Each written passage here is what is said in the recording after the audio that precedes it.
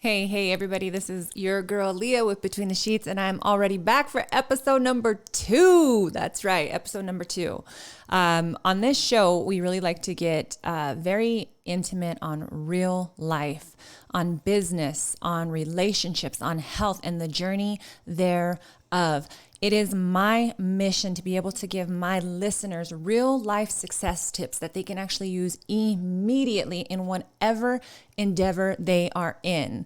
I'm very excited to be back with you guys. And in case you guys missed it, my name again is Leah, and I'm an action-taking, money-making, manifesting queen. And this is Between the Sheets with your girl.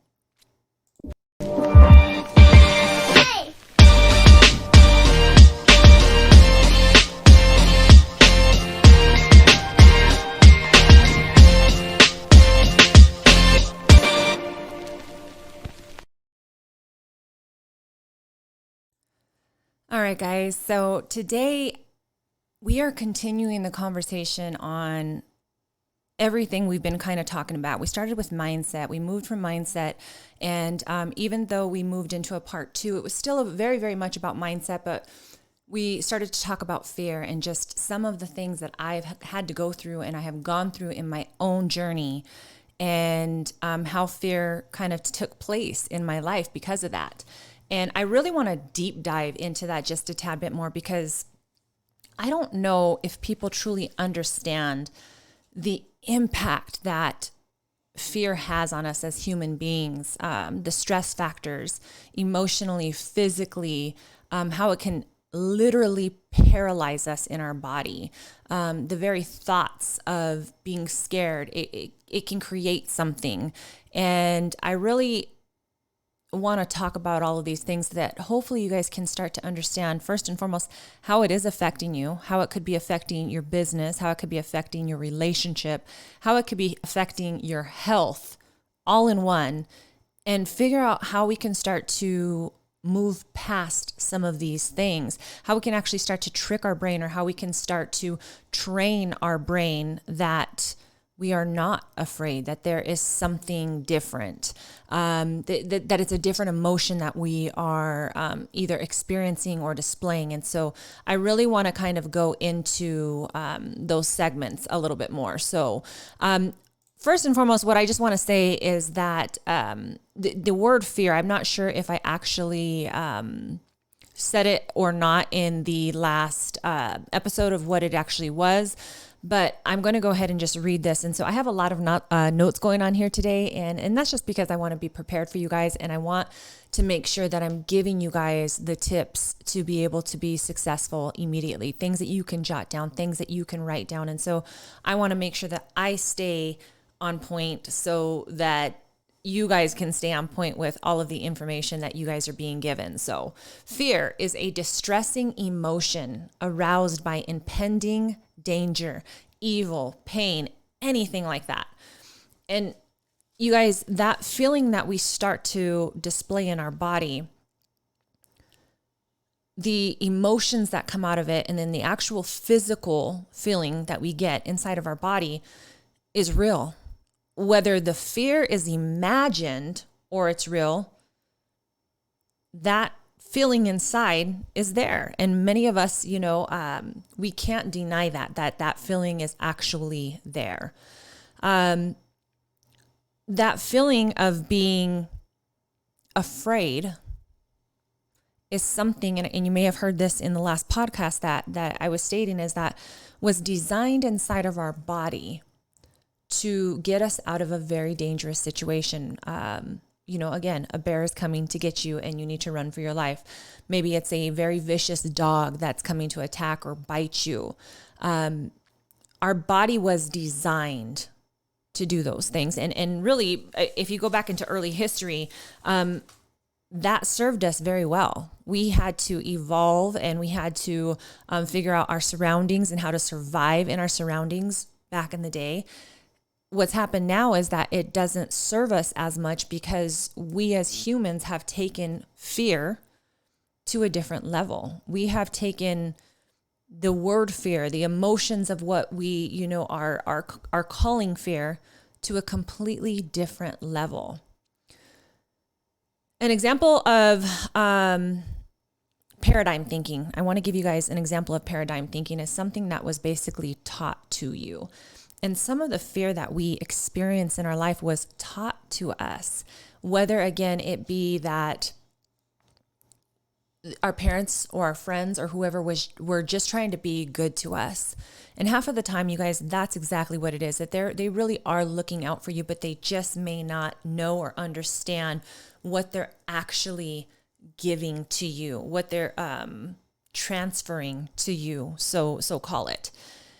And some of those things, I want you guys to really start to kind of think back on some of the phrases or some of the ways that you may felt afraid or heard something from your family, that paradigm thinking that, you need to be afraid of something.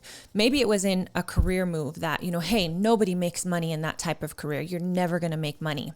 Not only is that negative talk, and you should be very careful as adults what we're receiving, but as a child, we didn't really have control over what we were hearing or being displayed by our parents. They were doing the best that they could, but we as children did not have control of who parented us.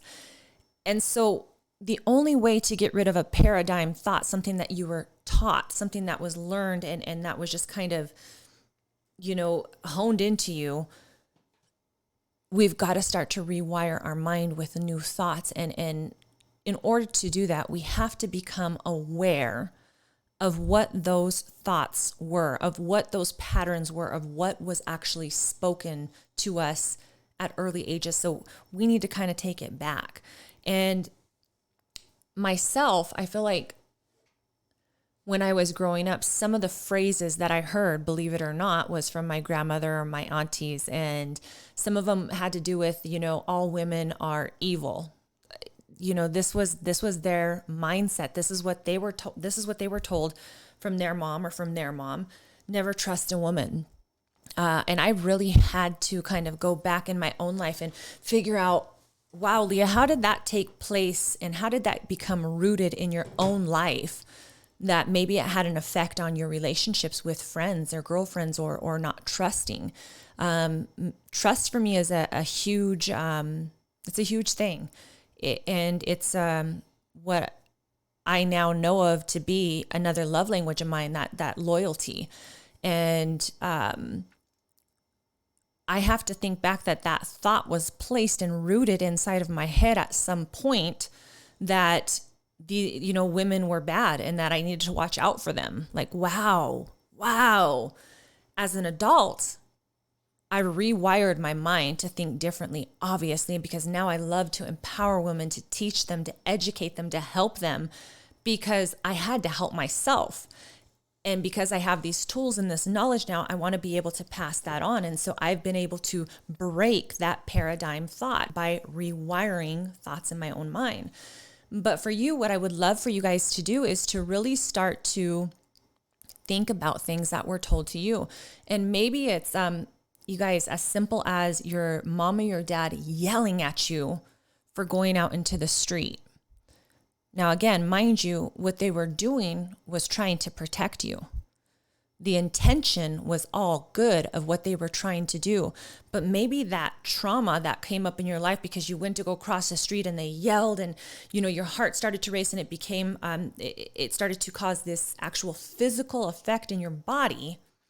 Now you've taken that into your own life in some form or fashion. And I really want you guys to start to think about those things. What was taught to you as a child? What was told to you as a child? The other thing that was told to us was that if we lied or we stole anything, or if we were just bad in general, that the devil was going to pull our feet at night. And that is terrifying. That's a terrifying thought for a child. It's an absolutely terrifying thought for a child. To the point that even as an adult, I made sure that my feet were always covered. And then I had to start thinking again, those little things took root somehow inside of my life, those paradigm thoughts. A specific way of thinking, a paradigm is a specific way of thinking, a belief, or it's a concept that was basically given to you at some point in your life. In the book, You're a Badass by Jen Sincero, One of the things that she mentions inside of that book is that when we take it back, and I'm going to pull up something here while I'm talking to you. If we take it back to when we were babies, and we really start to think about our nature, okay? We, as babies, we're learning. Everything is brand new to us, but in nature, the way that we came into the earth, we came into the earth desiring nothing, expecting nothing, always being, besides when we wanted to eat, sleep, poop, that we really we enjoyed life. We enjoyed everything about life. We were very present. We're touching, we're feeling, we're tasting all the things that are around us. We're so aware of our environment. And it's not until we get into this point where maybe it's a loud sound, maybe it's something that, you get smacked on the hand for. We are told and taught by our parents or whoever raised us to start to implement these things into our lives. But as babies, we didn't have doubt. As babies, we didn't know fear. As babies, we didn't judge ourselves.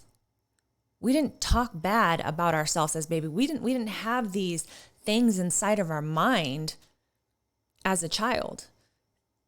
And I want to take it back to what Jesus said in Matthew 18:3, which he says, "Truly I tell you, unless you change and you become like little children, you will never enter the kingdom of heaven." What does that scripture mean?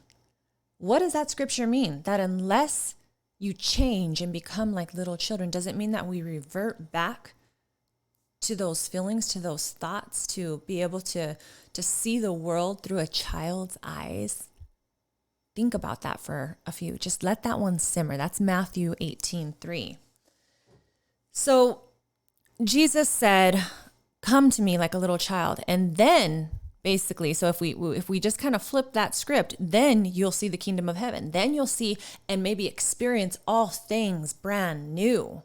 Well, in our life right now, if we can start to become like children again and experience and taste and have no judgments or doubts or insecurities or fears, we create our own heaven, like here on earth, because everything begins to change with that thought pattern. I'm going to continue here. So I want to talk a little bit about the physical manifestations of what stress is caused by fear. And that in itself, me just saying that in itself, like I want you guys to take this back to everything that I 100% believe in, which is the power of your thoughts. The fact that our bodies can produce chemical reactions because of our thoughts. Think about that. Really think about that you were designed, your body was designed to create physical, and guys, we're not just talking fear. Let's talk about sex. Let's talk about orgasms. Let's talk about all of the different things that truly, based on thoughts, we can create with inside of our body. Holy moly, that is the power of your thoughts, that you can actually create a physical reaction inside of you. Man. But taking it back to the idea of fear, because fear tends to paralyze, because fear tends to cause all of these other chemical reactions inside of our body that are not beneficiary to us. We can cause stress inside of our body. I'm going to say this, that and I'm going to try to go there as well here. If you guys want to follow me, it's kind of turning into a little bit of a Bible study here, but Matthew 10:28 says, "Don't be afraid of those who kill the body, but cannot kill the soul. But do not be afraid of those who kill the body, but cannot kill the soul." In another chapter, he says, basically, don't worry about anything in life, because worrying will give you not one more day of your life. It won't do anything for you. It will do zero for you, except what it can cause physically inside of your body, stress. And your body was not built to withstand physical stress on a constant level. It just wasn't. So I'm going to take this back. One doc says that living under a constant stress, a constant threat, a constant fear has serious health consequences, because fear will actually weaken our immune system. So when we're so down and out, when we're so stressed, maybe it's about a job, maybe it's about the change of a job, maybe it's about a decision that you're going to make in a relationship, maybe it's about a lie that you're keeping, a secret that you're keeping. When we keep those things, those thoughts at a constant front in our brain, then truly we become stressed out, and our body has serious health consequences because of that. And I want to also just go in here and tell you guys, your body is hardwired to react to stress in ways to protect you against threats. So again, when we were designed, that was what we were designed for. Let's take it back even further to the days of, and not even the days, it's true to, it's so true to be right now, that how are we different from animals? Well, let's just say that an animal in perfect homeostasis, which is basically perfect balance. It's a deer that's grazing by the water. And there is a physical threat that comes about to that deer. Well, what happens, and I may have got this wrong, I was trying to say it in the last podcast, and therefore I made notes. But with animals, so it's grazing by the water. It hears or it senses a threat. What happens is and it's in perfect homeostasis right now. It's loving life. That's it. It's living and it's loving life. That's all. Threat comes up. What happens in the sympathetic nervous system, which is actually a part of the autonomic system, which the autonomic is what in both animals and humans is what tells our bodies how to work automatically. So digestion of food, fight or flight syndrome, like when that starts to happen, that all comes from the autonomic response system. And animals, as well as human, have the ability to, when there's a threat that's experienced, our bodies will automatically basically throw out a ton of energy inside of us so that we can fight or flight that threat that is near us. Well, the difference between animals and human beings is that basically we have now grown to, with the power of our thoughts, turn that system on. Animals don't do that. After the threat is done and it's over with, the animal goes back into homeostasis, that perfect balance, without a thought of what just happened. But us humans, we have now given ourselves the power like this to take our thoughts into that stressful state of mind. And again, our bodies were not meant to withstand that actual physical stress factor. And we're talking about maybe it's your marriage. Maybe you've undergone something inside of your marriage. I know that I have. That has thrown your body to have this chemical reaction, and now it's constantly in this reaction. Maybe it's paying bills. Maybe it's that you don't have enough money to pay the bills for this month, and so your body, you've thrown it into this physical state of stress. Maybe it's an actual workload of your day that, I find this to be true very often, that there's just sometimes that I feel like I have so much work to do and I throw my body into this threat of stress, and it's not what we were designed to do. It's just not. So your body will feel like it's constantly under attack. Therefore, it's throwing out all of these chemicals. And basically now you've actually even tricked your body to thinking, I need to produce more of this to make sure that my body stays in balance. So it overloads externally all of the things that you need so that internally we don't have what it needs. And our system becomes very susceptible to sickness, our immune system. So crazy that we can actually take our body from a normal homeostasis, and just like that, with the power of our thoughts, change the whole dynamic. And the reason, again, why I'm talking about this is because I want you guys to understand the nature of what these fear thoughts can create physically inside of your body and how it can actually kill us. Like, actually kill us. Not only our dreams, not only our relationships, not only the things that, we say we're fearful of, but it can actually kill us. IBS, acid burps. You can talk about having cardiovascular damage, heart attacks, anxiety, heart racing. All of these things are a physical response to something up here. Whew, man, holy moly. I'm going to keep going here. Your body, again, it's not meant to withstand that type of physical stress. And I'm going to bring up another scripture for you guys right now. I believe it is John 10:10. Let me just make sure here. John 10:10. Going to try a different way here. But I believe that John 10:10 basically says, yes, the thief comes only to steal, kill, and destroy. The thief comes, the enemy comes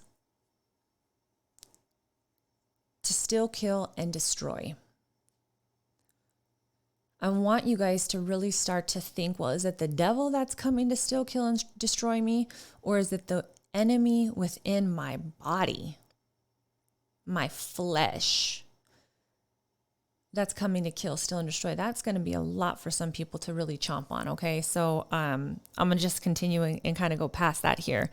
So because of these bodily characteristics, we give fear so much power. And that's what we basically, when I talked about Brandon Bouchard in his book, The Motivation the Motivation Manifesto, where he said we've perverted it, that's what he means, is that we've perverted this so much, we have given it so much power, when really the majority of this is insecurity. The majority of what we're feeling in these instances is insecurities. If somebody said something that was able to turn on my fight or flight response because of something ugly they said out of their mouth, well, is my body really at a physical threat? No. Is this person trying to kill me? No. But then why am I having this actual physical response? Well, let's take it back. What did they say to me that touched the bruise inside of me that is now making me feel some sort of way? What insecurity do I have? What weakness do I have inside that I'm not yet healed from, that it was able to just basically jumpstart this whole thing for me?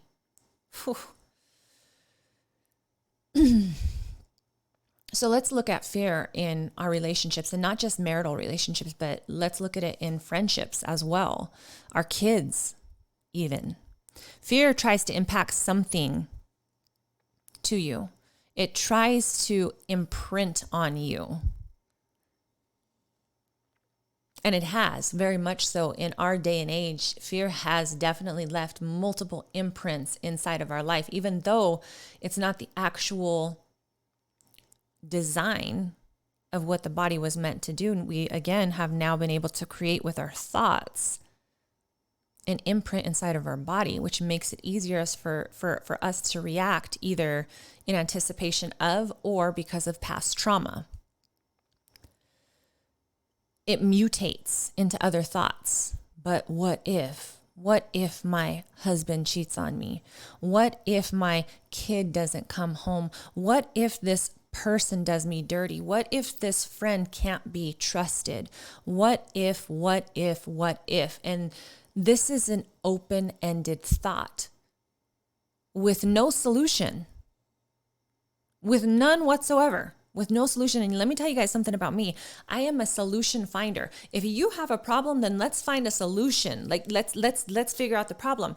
And so one of the tips that I want to give you guys right off the bat to determine whether or not that this thought is even serving you is if you're telling yourself something, then I want you to immediately start to think of a solution. Sounds simple. How many of us are doing it? Again, one of the tips I want you guys to write down right now is when I start to experience some of these thoughts within my own head, I want to start to create a solution. So instead of me saying, what if my husband cheats on me? What if me and my husband continue to have an amazing relationship and our communication is great? And what if when he comes home, I react to him in love with a hug and a kiss and who knows, maybe a cute little outfit at the door? What if that? Can we also think of a solution?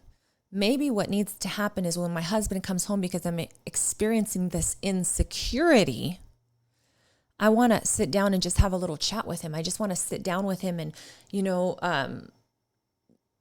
have him maybe give me a little bit of assurance to help me through this thought. And you guys, again, when I talked about your circle of influence, how important it is, this starts at home. If we can't avidly tell the person that we're laying next to how we feel in our insecurities and our thoughts without being judged or without being yelled at or receiving a consequence, then we might need to get help inside of the marriage itself because the communication is off. If I can't sit down with you, and that goes for me too, if I am harboring this feeling and making it about you, which we often do, all of these insecurities that I'm feeling in here, I'm going to actually just basically reflect on you and make it about you. It's not about me. It's easier for me to point the finger at you. It's now about you. Really? Can we grow up a little bit and take some emotional intelligence? Make some emotionally intelligent decisions, I should say, inside of our life that says, hey, you know what? This is actually not about you. This is the story that I'm telling myself right now. And hopefully your spouse, your friend, whoever it is in your life that you have is open enough to see your vulnerability and will then be able to also be vulnerable with you because you've now given them a safe space to say, you know what? I'm so sorry that you feel that way. That's not at all what I'm trying to display, what I'm trying to do, what I'm trying to, whatever the case may be. You've given this open space now where you guys can now communicate with vulnerability. Man, that's so powerful. That's so dang powerful. So let me get back on track here. So all of these thoughts, they start to create open-ended thoughts, and that is also worry. And again, what did we just talk about when the Bible says, when the word says that don't worry about anything? Don't worry about it because none of your worrying is creating anything. It's not beneficial for you whatsoever and really not creating anything beneficial. And in fact, could possibly, and not only possibly, is creating something physically inside of your body. And then what is that producing? The way that I act when my husband comes home? Now I have an attitude. Now I'm going to be ugly with you. And then it's going to filter over to my kids because now I'm irritated with them. These all have an impact on all of these other decisions. So we have to have that emotional intelligence to take it back and say, you know what, this is about me, not about you. That circle of influence too, dude, that safe place. You guys, as human beings, we want to be heard. We want to be loved and we want to feel safe with one another at the end of the day. And of course we love physical touch. Like we, you know what I mean? Like, but the three main areas I feel like that if we could just say in so many areas of our lives that I just wanted to be seen by you. I just wanted to be heard by you. I just wanted to feel safe with you. If we could really look at that and start to notice that pattern, man, it changes so much. It changes so much. So, it's Matthew 6:27, just so you guys know about worrying. I found that one. So can any one of you, by worrying, add a single hour to your life? Nope. You can't. You absolutely can't. The enemy within is something that we need to consider, that we are either fighting constantly or feeding. We are either fighting, where there's a battle, and the word says that there's a battle going on internally against our spirit and our flesh, constantly waging war against each other. And we're either feeding that enemy to become stronger, or we're fighting the enemy. Which one do you want to do? And if you're tired of being tired, and if you're tired of having all these thoughts, if you're tired of being paralyzed in your business, in your life, in your relationships, what are you going to do differently? Because what you're doing then obviously isn't working. What do you want to do differently? That's my question, is what do you want to do differently? And are you willing to feed the warrior so that the warrior becomes more stronger to fight that enemy, that internal enemy, you guys?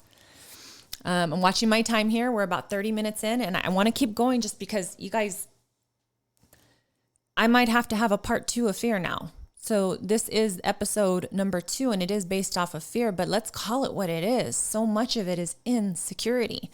I want to continue on with where I left off as far as understanding the natural stress response that fear, can cause on us. And I keep doing like this, you guys, because I've gotten angry with myself when I say that I'm afraid of something, and I actually just take it back and realize, no, Leah, you're not afraid. You're insecure.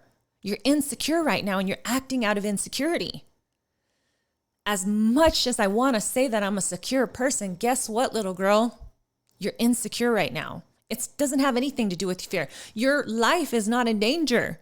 There's no actual physical threat here. Damn. Time to get real with yourself 101.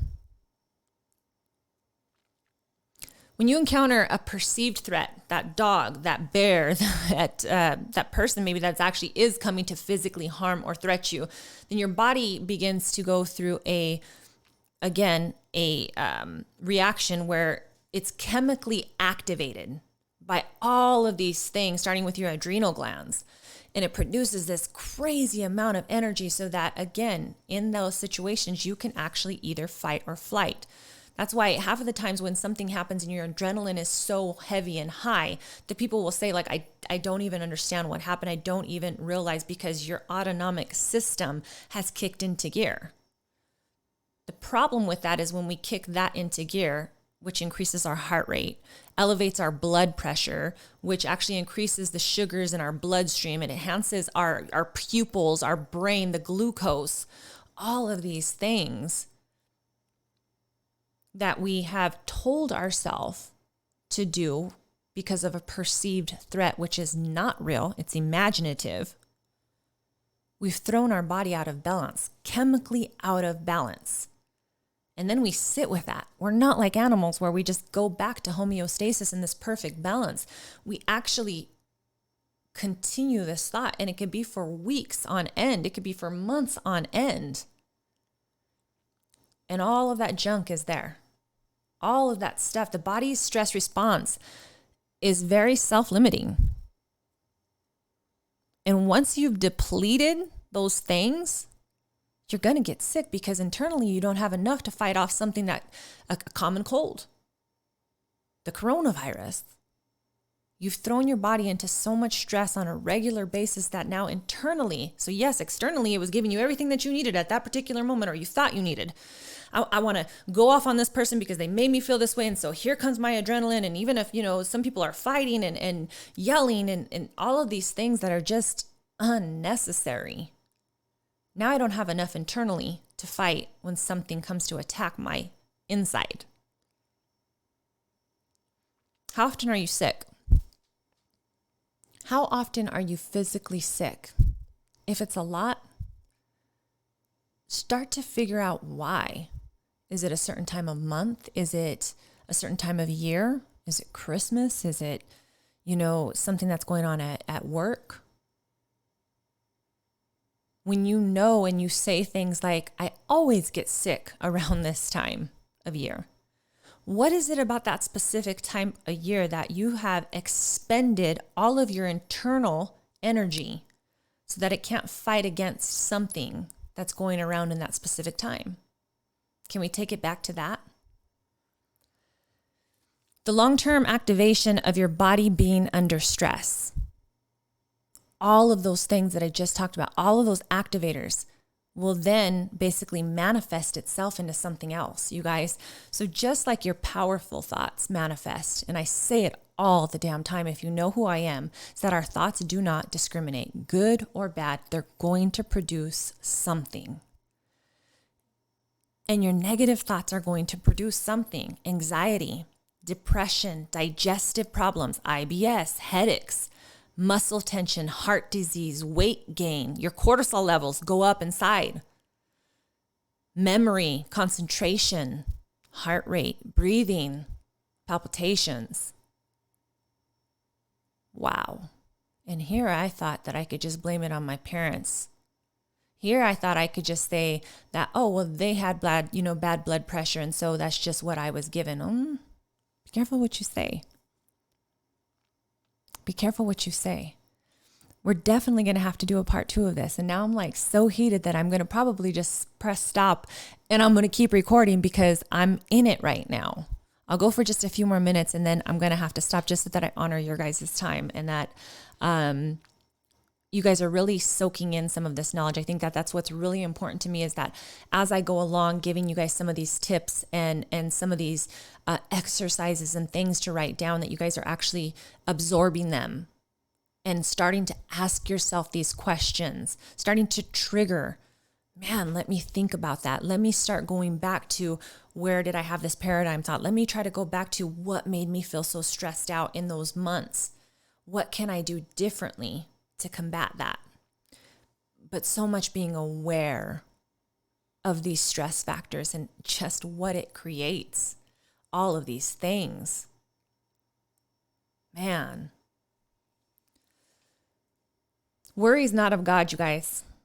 And if God says that his spirit dwells within us, then we know that worry is not from God. So where is it from? The enemy. So the word tells us that we're to demolish arguments, every pretension that sets itself against us in the knowledge of God, that we need to basically destroy, demolish, execute it out of our lives. Anything that comes against what God says is for us. And if not, the word also says that you become a slave to anything you allow. And if it happens to be the thoughts that you're having, then you're no longer taking your thoughts captive. You're no longer holding them hostage. You're just letting them run rampant. And that enemy within is running the show. And it's almost like you've kind of physically just said, that's it. I give up. I surrender to you. Think about that. Think about that, you guys. And as much as I hate to leave you on that type of thought, I am going to give you one before I jam off here, you guys. Genesis 1:27 says he made us to be the highest creation. God made you to be the highest creation, therefore was created ever. He even says, even above like the angels, you guys, that he made us to be his highest creation. So do you doubt God and what he can do? Do you doubt your creator? Call it what you want. Do you doubt the universe and what it can create, what it withholds? If you do, then just look up at night again and see that vast galaxy ahead of you. Like, see the stars shining up there with nothing withholding them. The sun, the moon, the stars, flowers, plants, the trees. And ask yourself, if you then are made to be the highest creation, what are you doing in the self-doubt, the self-insecurity? These thoughts that are triggering actually something physically that could be harming you long term. You guys, I really, really hope that you have taken a little bit of this lesson. And I'm sorry that it seems like I'm leaving you on this note of, I don't want anybody to walk away feeling bad about themselves. I actually want you guys to walk away feeling on fire. Like, no, hell no. You know what? I'm not going to feed that enemy within. I'm going to start to empower my warrior so that when these things come up, I can go to bat. And you guys, that's exactly what I do in my life, is I have had to fight against these things, this enemy within, these thoughts in my mind. And I've had to create new ones, even when I felt like an imposter doing it, even when it felt fake, even when I felt like I was just going through the motions of being a secure person. Hell, I was in Nashville, Tennessee just a month ago and I had to call my person, my accountability partner, my best friend and say, I'm having a lot of insecure thoughts right now. I feel super insecure.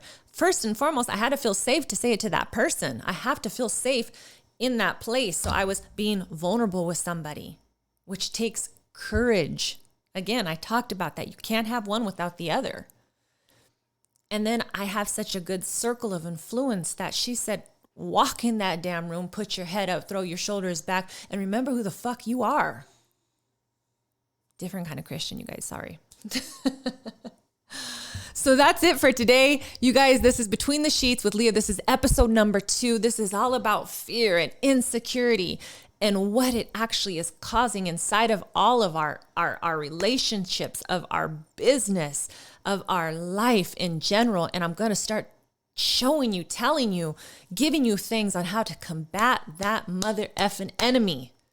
Go to war with that enemy. And you'll never be perfect at it.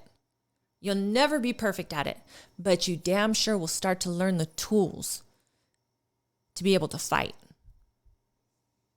Until next time, you guys, I hope that you enjoyed this one. Your girl Leah with Between the Sheets, and I am out.